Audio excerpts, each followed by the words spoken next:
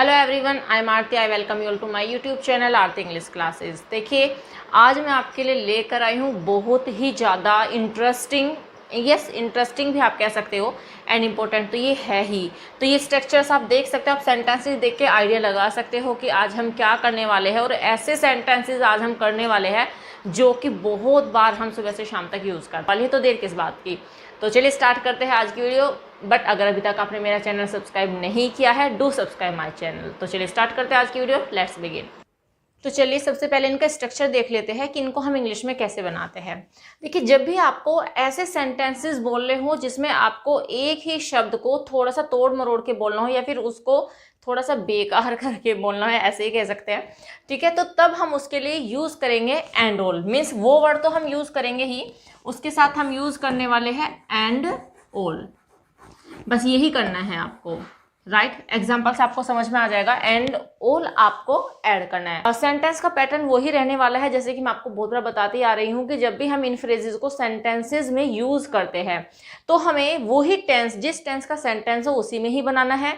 And उस tense में जो भी हेल्पिंग वर्ब लगेगी और वर्ब की जो भी फॉर्म लगती है हम उसे लगाएंगे। तो चलिए देखिए, पहला सेंटेंस देख लेते हैं। सेंटेंस है, मुझे खाना वाना बनाना नहीं आता, ठीक है। तो प्रेजेंट इंडेफिनिट का सेंटेंस है। अगर आपको आते हैं सेंटेंसेस तो आप पहचान जाओगे कि प्रेजेंट इंडेफिनिट है। तो मुझे खाना वाना बनाना नहीं आता।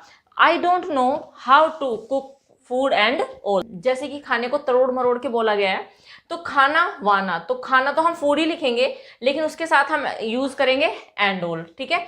यहाँ पे जैसे रोना वोना है तो जैसे क्राई होता है तो क्राई एंड ऑल, ऐसे हम इनको यूज करेंगे। तो देखिए, मुझे खाना वाना बनाना नहीं आता। I don't know how to cook food and all, right. तो देखिए, ये सेंटेंस हो गया अकॉर्डिंग टू द टेंस। आपको पता ही है कि जब हम प्रेजेंट इंडेफिनिट का नेगेटिव सेंटेंस बनाते हैं तो helping verb do does use होती है, बिकॉज ये नेगेटिव सेंटेंस है।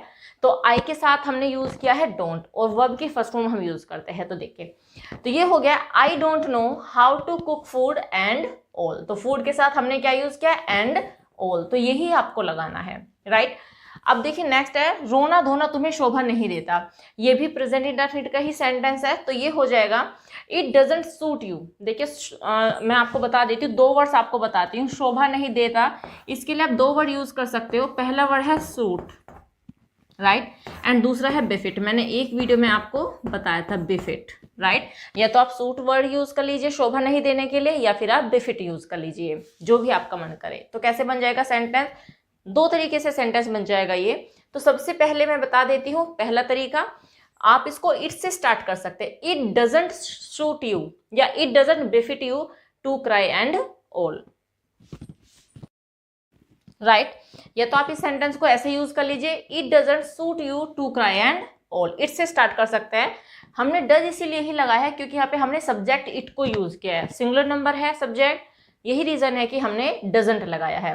तो या आप यहाँ पे सूट की बजाय आप लगा सकते हो befit, it doesn't befit you to cry and all. या फिर देखिए, आप ऐसे भी बना सकते हैं, आप ये जो रोना धोना है इसको एज अ सब्जेक्ट भी यूज कर सकते हो, जैसे crying and all does not suit you.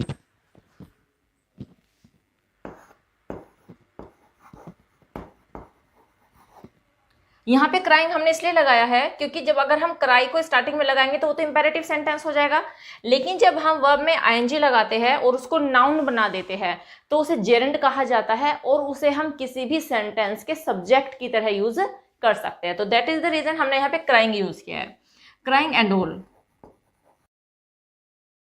Right. Crying and all doesn't suit you, रोना धोना तुम्हें सूट नहीं करता, मीन्स शोभा नहीं देता। नहीं, देखिए, प्यार व्यार सब बेकार है, सिंपल प्रेजेंट सेंटेंस है। तो कैसे बनाएंगे, यहाँ पे हम प्यार व्यार को ही एज ए सब्जेक्ट यूज करेंगे। तो लव एंड ऑल, क्या करेंगे, love and all is useless,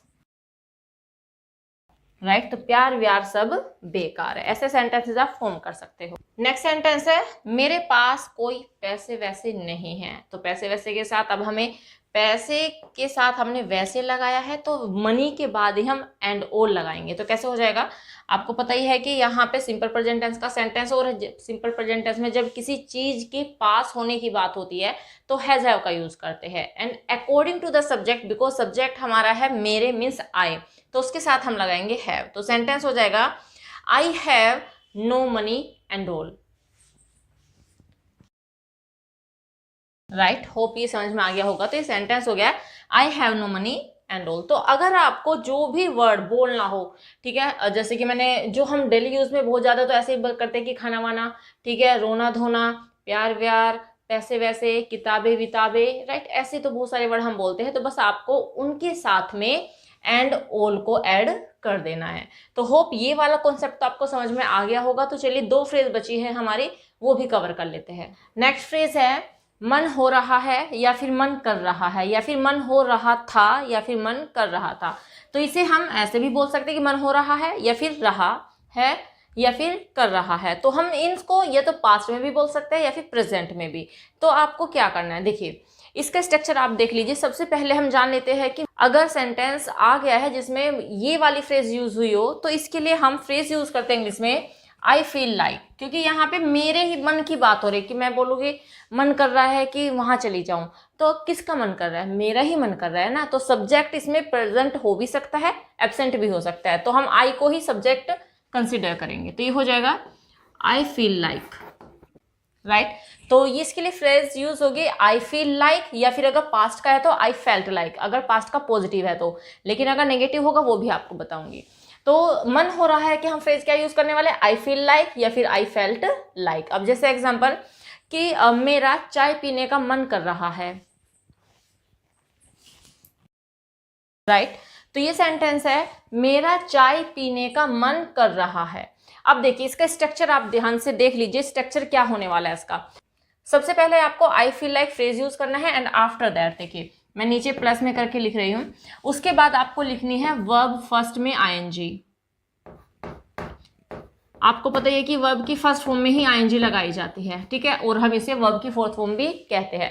तो आई फील लाइक के बाद आपको क्या करना है, वर्ब की फर्स्ट फॉर्म में आईएनजी यूज करनी है, एंड आफ्टर दैट ऑब्जेक्ट आ जाएगा। और अगर इसके अलावा भी कोई और वर्ड्स बचे हैं, कोई और पार्ट ऑफ स्पीच बचा हुआ है, तो तब हम उसको लेंगे। तो ये स्ट्रक्चर हो गया आई फील लाइक या फिर आई फेल्ट लाइक।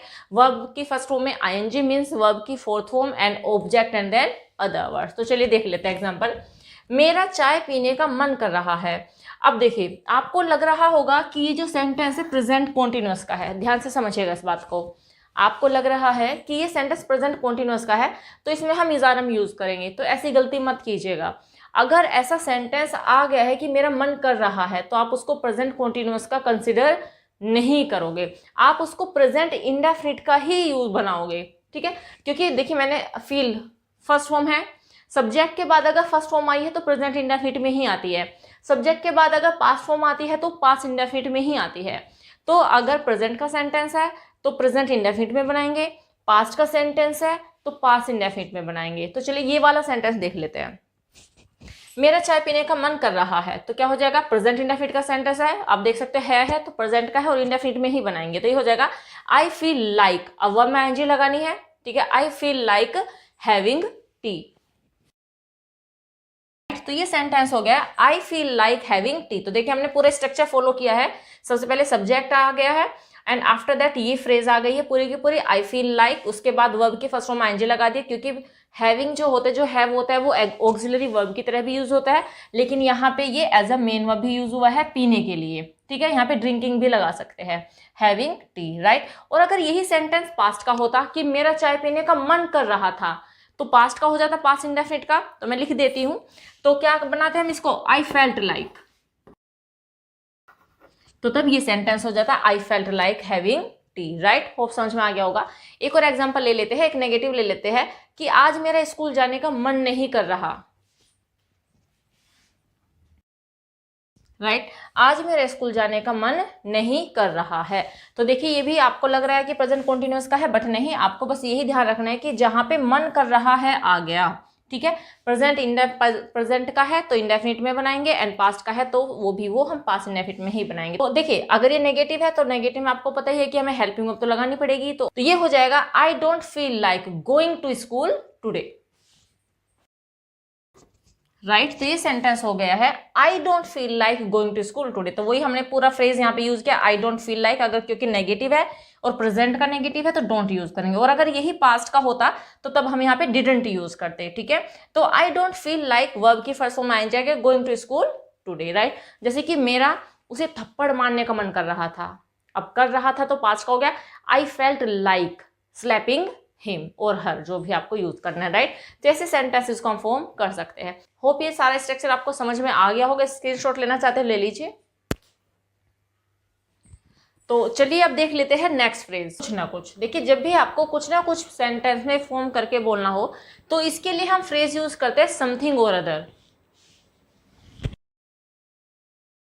तो कुछ ना कुछ के लिए हम फ्रेज यूज करेंगे समथिंग और अदर, जैसे कि कुछ ना कुछ तो वहां पर था, कुछ ना कुछ तो तुम मुझसे छुपा रहे हो, right.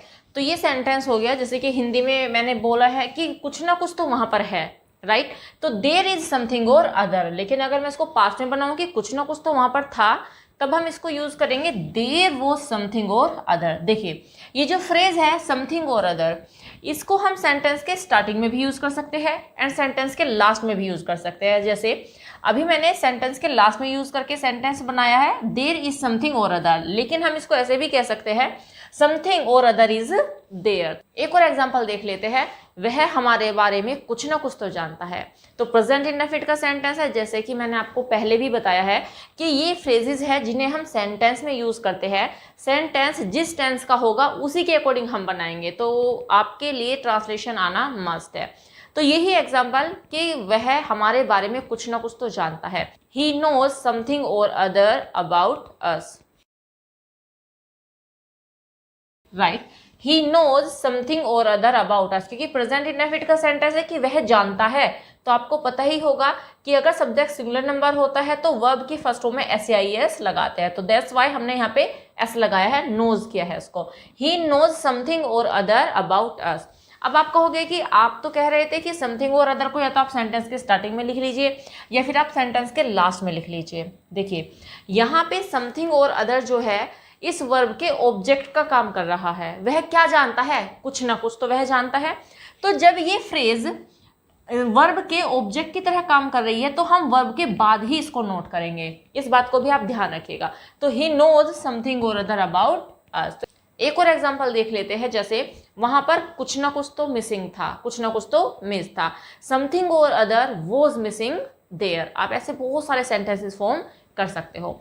Next example, next phrase देख लेते हैं। नेक्स्ट फ्रेज है कोई ना कोई। नेक्स्ट फ्रेज है कोई ना कोई। तो देखिए कोई ना कोई के लिए हम फ्रेज यूज करेंगे someone or other, right. It's someone or other. कोई ना कोई तो वहां पर था, राइट। कोई ना कोई तो यहां पर आया था, तो यही सेंटेंस बना लेते हैं। तो कोई ना कोई तो यहां पर था, someone or other was here, right. तो ये सेंटेंस हो गया है someone or other was here. फिर हम इसको ऐसे भी बना सकते हैं there was someone or other here. तो हम ऐसे भी सेंटेंस को बना सकते हैं, मीन्स हम देयर से सेंटेंस को स्टार्ट कर सकते हैं। देयर को हम सेंटेंस का सब्जेक्ट बना के यूज कर सकते हैं, या फिर अब हम इसी फ्रेज को यूज कर सकते हैं स्टार्टिंग में। होप समझ में आया होगा। एक और एग्जांपल देख लेते हैं, जैसे कोई ना कोई तो इस क्वेश्चन का आंसर जानता है, ठीक है। तो कोई ना कोई तो इस क्वेश्चन का आंसर जानता है, तो someone or other knows the answer of this question, right. Someone or other knows the answer of this question, right. तो ऐसे आप सेंटेंसेस को फॉर्म कर सकते हो। होप ये दोनों फ्रेज आपको समझ में आ गई होगी। पहली है कुछ ना कुछ, जिसके लिए हम यूज करेंगे समथिंग और अदर। दूसरी फ्रेज है कोई ना कोई, जिसके लिए हम यूज करेंगे समवन और अदर। अब देखिए दोनों में डिफरेंस क्या है। देखिए जब भी कुछ ना कुछ आ जाए तो कुछ ना कुछ जो होता है वो नॉन लिविंग थिंग के लिए यूज होता है। भाई नाम ही है कुछ ना कुछ, समथिंग, राइट। कुछ ना कुछ तो तुम जानते हो, नॉन लिविंग थिंग की बात हो रही है, कुछ ना कुछ तो वहां पर है, राइट, ऐसे। लेकिन अगर कोई ना कोई की बात हो रही है तो कोई ना कोई इसका मतलब है कोई लिविंग बीइंग, ठीक है। ये किसी लिविंग बीइंग के लिए लगेगा, बस दोनों में अंतर इतना ही है। अगर कुछ ना कोई लिविंग थिंग की बात हो रही है तो कोई ना कोई मीन्स समवन और अदर का यूज होगा, और कोई नॉन लिविंग थिंग की बात हो रही है तो तब हम यूज करेंगे समथिंग और अदर। होप यहाँ तक आपको समझ में आ गया है। नेक्स्ट फ्रेज देख लेते हैं। आप अभी तक रियलाइज कर ही चुके होंगे कि जितने भी ये सारे फ्रेजेस यूज हो रहे हैं तो हमें इंग्लिश में कहीं को जो कहा जाता है उसके साथ में बस अदर यूज करना है। तो इसे हम क्या कहेंगे, समवेयर और अदर। एग्जाम्पल ले लेते हैं, जैसे कि मैं कहीं ना कहीं तो तुमसे मिलूंगा, तो somewhere or other I will meet you. या तो आप इस फ्रेज को सेंटेंस के स्टार्टिंग में यूज कर लीजिए, अगर आप इसको सेंटेंस के लास्ट में यूज करोगे तो भी ठीक रहेगा। जैसे ऐसे हम बना सकते हैं, I will meet you somewhere or other, right. Next example है कि वह कहीं ना कहीं तो छुप रहा है, तो क्या हो जाएगा, he is hiding somewhere or other. या फिर आप ऐसे भी कह सकते हो, somewhere or other he is hiding. दोनों तरीके से आप इसको यूज कर सकते हो। नेक्स्ट देखिए, नेक्स्ट फ्रेज है कभी ना कभी, राइट। नेक्स्ट फ्रेज है कभी ना कभी, और कभी ना कभी को हम इंग्लिश में कहते हैं sometime or other, right. It is called sometime or other. जैसे मैं कभी ना कभी तो कामयाब हो जाऊंगा, तो I will get success sometime or other. तो सेंटेंस हो गया, I will get success sometime or other, मैं कभी ना कभी तो कामयाब हो जाऊंगा, ठीक है। एंड देखिए, इस सेंटेंस को हम ऐसे भी कह सकते हैं कि जरूर नहीं कि हम यहाँ पे गेट सक्सेस लगाएंगे, हम इसको ऐसे भी कह सकते हैं, I will be successful, right. I will be successful sometime or other. एक और एग्जांपल ले लेते हैं, जैसे कभी ना कभी तो तुम मेरी मजबूरी को समझोगी, ठीक है। तो मजबूरी के लिए आपको पता ही होगा कि हम यूज करते हैं कंपल्शन, तो सेंटेंस हो जाएगा, फ्यूचर का सेंटेंस है, you will understand my compulsion sometime or other, right. तो ये सेंटेंस हो गया है, you will understand my compulsion sometime or other, तुम कभी ना कभी तो मेरी मजबूरी को समझोगी। होप यहां तक समझ में आ गया होगा आपको। और एक और एग्जांपल देख लेते हैं, जैसे कभी ना कभी तो वह यहाँ आएगा, sometime or other he will come here, कभी ना कभी तो तुम वहां जाओगे, sometime or other you will go there. तो ऐसे बहुत सारे सेंटेंसेस आप अपने डेली लाइफ में यूज कर सकते हो। होप इतना तो समझ में आ गया होगा आपको। नेक्स्ट फ्रेज देख लेते हैं। नेक्स्ट फ्रेज है किसी न किसी तरह से। किसी न किसी तरह को हम इंग्लिश में कहते हैं somehow or other, right. It's somehow or other. Example कि मैं किसी ना किसी तरह से सच्चाई का पता लगा लूंगा, तो किसी ना किसी तरह से सच्चाई का पता लगा लूंगा। तो फ्यूचर का सेंटेंस हो गया, आई will find out the truth somehow or other, right. तो ये सेंटेंस हो गया है, आई will find out the truth somehow or other, मैं किसी ना किसी तरीके से सच्चाई का पता लगा लूंगा। या फिर हम इसको ऐसे भी लिख सकते हैं, somehow or other, as I told you before, कि आप इस फ्रेज को सेंटेंस के स्टार्टिंग में भी यूज कर सकते हो। तो ये हो जाएगा, somehow or other I will find out the truth, both are correct.